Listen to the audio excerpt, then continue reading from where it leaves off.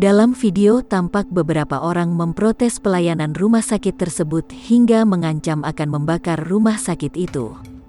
Video yang beredar tersebut berdurasi 2 menit 41 detik itu menunjukkan beberapa orang melakukan protes kepada petugas yang diduga tenaga kesehatan.